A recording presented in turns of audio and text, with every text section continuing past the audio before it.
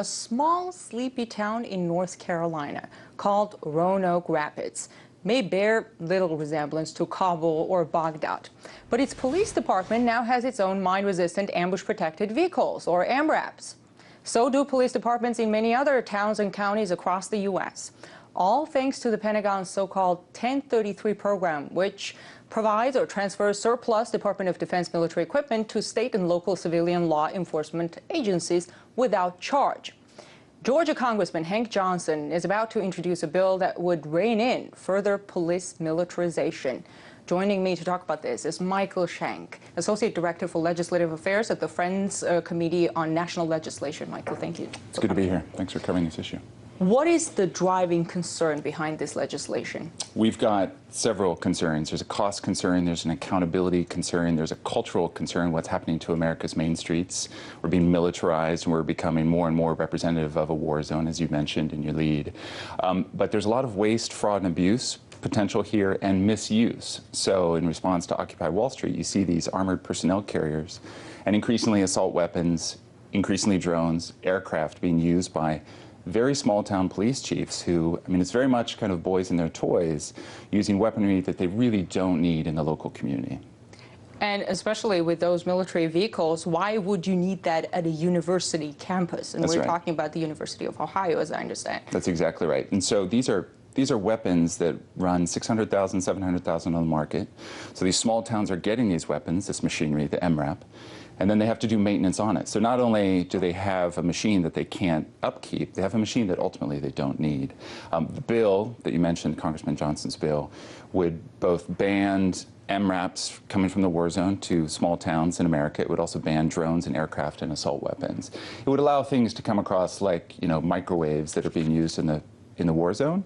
Certainly police chiefs might need to use for a microwave or refrigerator or a car or vehicle, something like that. But anything bigger than that, it bans and also does oversight. Currently, there's no inventory, there's no accountability. So police chiefs in Indiana and in Illinois are either selling them on eBay or giving them to friends.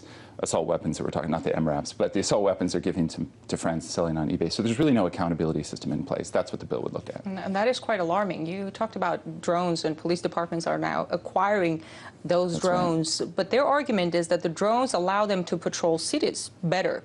How would you respond to that argument? Right, so there's certainly some benign use of drones in terms of surveillance, and the Department of Homeland Security is looking at that. The Department of Homeland Security is actually giving, in addition to this 1033 program, they're giving terrorism grants. They've given $34 billion so far to police chiefs all across America, to essentially in cash, to use how they want. So they're also buying assault weapons, drones, aircraft, MRAPs. The problem there is once it's armed, then there's an accountability issue. And there's a cultural issue, to my earlier point. Do we want America becoming less and less safe, lower social capital, people aren't feeling safe in the public sphere, and we're reminding ourselves of the very war zones that we're essentially liberating or trying to protect, in theory. What about the Pentagon's argument that that's a way for them to recycle, basically? Great question.